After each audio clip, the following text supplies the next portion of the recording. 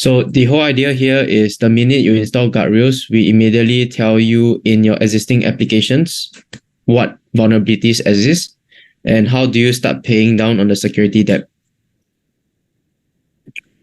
So jumping back to the day-to-day of a developer, they would typically go to something like GitHub and make some code changes, right? So what you see here is someone trying to add some lines of code and create basically a pull request. What happens is that GuardRails automatically scans the minute they submit a code change, and it scans quickly so it doesn't get in the way of the developer. Within a few seconds, we already find that there's a security issue with the code changes that the developer has just submitted. We will stop the developer. We actually tell them, hey, you're about to make a vulnerability. Here's the line of code where the issue is at. What's the vulnerability class? It's a SQL injection. Severity level is very high. And let me now teach you how to fix it. So we then direct them to the fixing advice. So in the language, in the framework that they are using, in the vulnerability that is relevant, that's related to what they just created, we will teach them why is this important to fix, what's the step-by-step. So within a few minutes, they should already learn how to fix it and prevent it from happening again while they learn on the job. So the whole idea here is giving them the training the minute the vulnerability is made and not waiting for like a monthly or like a quarterly kind of certification. So what happens is once they fix it, we will scan again. And the minute we scan and detect, okay, no more vulnerabilities, we will basically just say, good job, developer A, please carry on with your day. Any questions so far?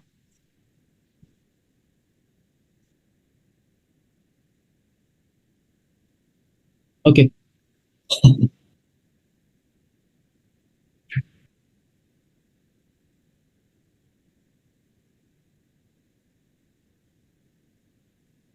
Hmm.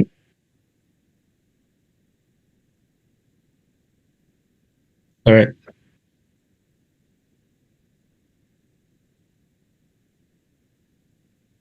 Oh, so it scans automatically. It scans automatically. So if you see here, the minute the code is submitted and you commit the change, the scanning happens straight away. So it's automatic because you don't want to wait until UAT to do penetration testing. You actually want to find the mistake early so that you can fix it early. So it is cheaper to fix it when the developer is writing code. It's more expensive to fix when you find it at penetration testing.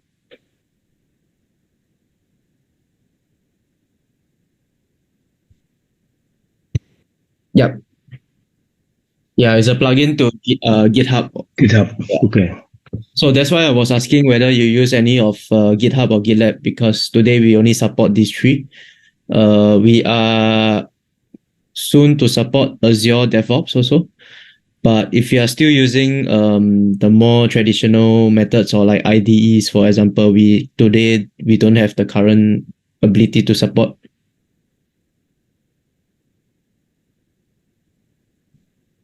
Yeah, but maybe something for you to think about. Maybe next time in the future when you are ready, is something that we can discuss further. Yeah. So moving to the dashboard. So a security champion would go into the dashboard every day. They want to see what's happening in the organization. They want to see what's happening, what's the scans, what's the vulnerabilities being found. So you can see here is that the security champion can drive into the dashboard, look at who's the person that introduced the mistake, the vulnerability. They will know what's the severity level, what's the language. They can see that the status has been fixed. And basically, what we do is we actually orchestrate and combine 4 different modules, scanning modules. We do static analysis. We do software composition analysis, which is if you're using JavaScript and using a lot of open source libraries, you know that the patch sometimes gets vulnerable. We scan for those. We do secrets detection out of the box. So if you're using API keys, or if you are including credentials within your source code, we help you to detect those. We scan for infrastructure as code. So when you think about soon, if you are thinking about modernizing and doing and going onto cloud and all this kind of stuff, you would be using infrastructure as code. We scan for those as well. So basically, it's all in one, and it's out of the box. So as the security champion, you can go into the static analysis and see what's the issues. You can see by category, the language, what's the severity. So if, say for example, there is particular vulnerability like API key, for example, if you look it and actually you think you see the API key and you know that it's a false positive, what we have over here is you have the ability to actually mark it as a false positive, and it won't be detected again. So the whole idea here is because the API, a lot of vulnerabilities can be related to the business. So what we do out of box is we give you a set of enabled security rules, and if you have more requirements for security, you can actually start adding your own rules as well. So that's the customization that you can do. The other thing is, as the security team, you can have a look at the insights. So insights will tell you whether what's the number of open versus fixed vulnerabilities, total repos, open issues, what's the most common kind of vulnerability, like is it on the dependencies, is it on secrets. You can see most common vulnerabilities class and vulnerabilities by language. So the whole idea here is you have the data or insights to know which teams are more, maybe slightly weaker in security, and you can send them for more training. So that's GuardRails out of the box on a high level. Any questions?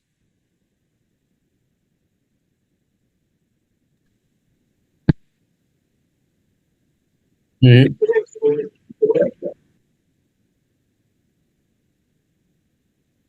We support 22 languages. Which one do you use?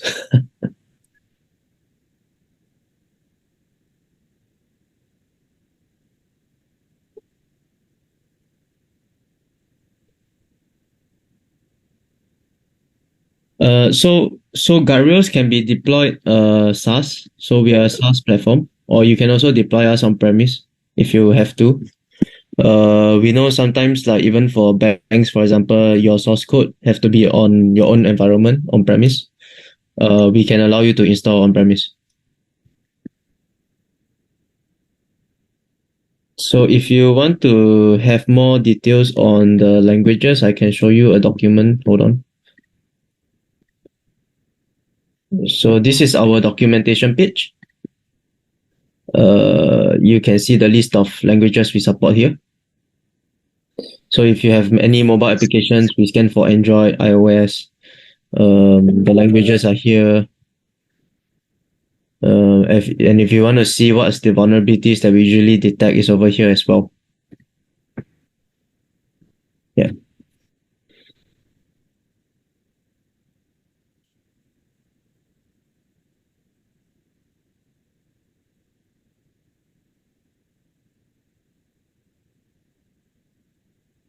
Yeah. So if you're talking about 0 day, you mean new vulnerabilities that is found, right? We have a R&D team that does the research. Every day they just focus on finding new vulnerabilities to add into the engine. So we are constantly updating our security rules. We are constantly improving them day to day.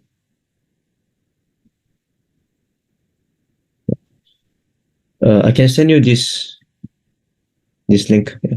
Maybe it's easier. So maybe after the call, I can send you all the information as well. I'm not sure. Maybe some feedback. Do you think that this is useful for your team?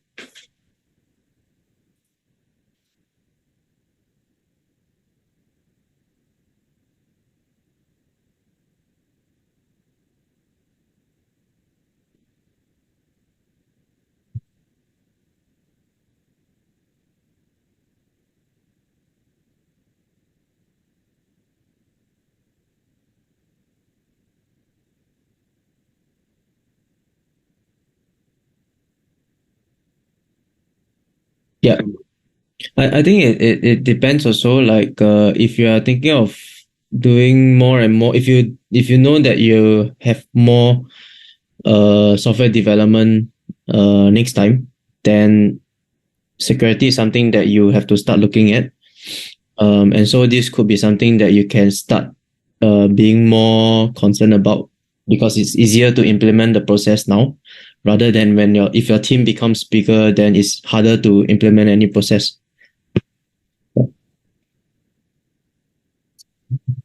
But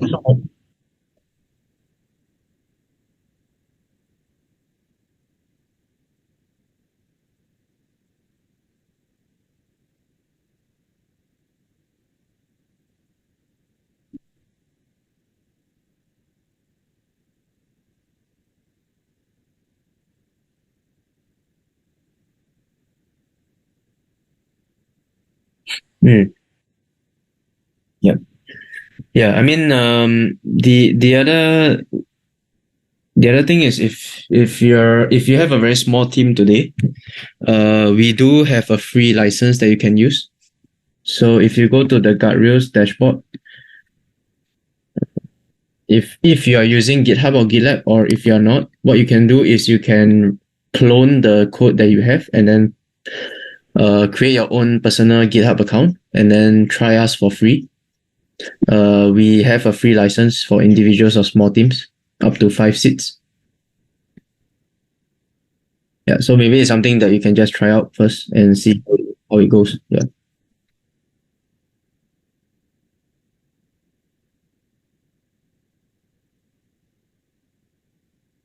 This one, free is forever.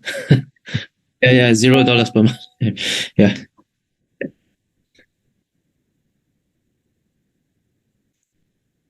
Uh, limited to number of repositories. Limited to 10 repositories. Yeah. So I think this is something that you can try, because I think since the team is still small, maybe your number of repositories also not many. Or you want to maybe just get one security guy to test out first. You can just use the free one. I will share all this information with you after the call. Let me get Sarah to follow up with all the information for you.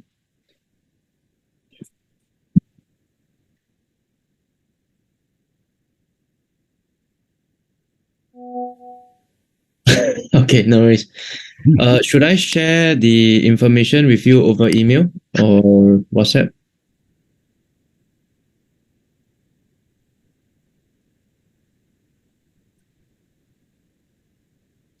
Okay. Because I think I only have one email address.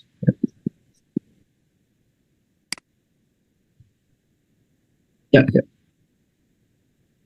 Hello, my name is Annie. Hey, Sunny. Yeah. Nice to meet you, Theo. I have a question about the first question is what kind of vulnerable are the port scanning is also included in the guardrails? And the second is guardrail can detect some intruders or Trojan backdoors getting into your system before it happened. Okay. Are my question is clear enough? Yeah, yeah. So I think two questions. One is the Port vulnerabilities. scanning. Yeah. So it's all here. If you want to know more, I can send you the link after this. But basically, we map to OWASP top 10. So if you look at maybe not this page. Yeah. So we scan for all 10 of like OWASP top 10. And then there's additional categories that we scan for, like secrets detection, access control, for example, cross-site request forgery. We scan for things like APIs, cryptography, processing of data as well, for example, like server-side request forgery, buffer overflow, etc., etc. You can have a look more in depth after this. So yeah, it's not just high level or easy to find vulnerabilities, but we have an entire library of vulnerabilities. And again, we have a security team that is focused 24/7 on finding new vulnerabilities every day. So they are constantly adding new rules within the engine. So you will have the ability to find them as and when there's new updates. Hopefully that answers your first question.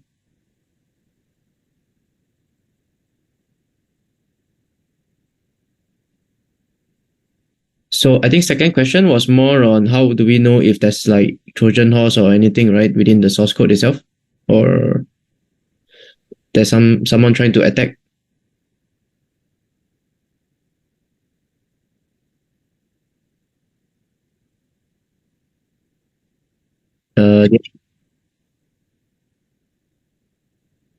Yeah. Yeah. Sorry, your second question was more on whether there's any Trojan horse within the source code, or did I get the question correct? Yeah, something like that. Okay, I don't really understand the question. I will try to follow up on this, but we should be able to find all vulnerabilities within your source code by default, because the security rules are already inbuilt. But if you are talking about more like trying to attack your own application from outside in, like dynamic scanning, we do have that module coming in the roadmap, so it should be ready this month to be released. That's another thing that is a new feature within GuardRails that we are still building. So dynamic scanning would be something that you can use for vulnerability assessments. It will be quite similar to penetration testing, but maybe slightly more in a more automated way. Okay, but it's still on development, right? Yeah, by end of this month In the should be. next build. Okay. So once it's ready, I can share also the information like over email.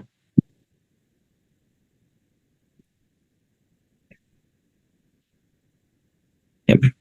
So Rian, maybe you can share your email addresses, because I only have one email. This.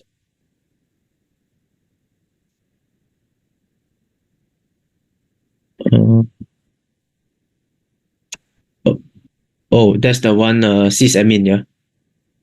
Okay, so I just send there, just one email. Okay, got it.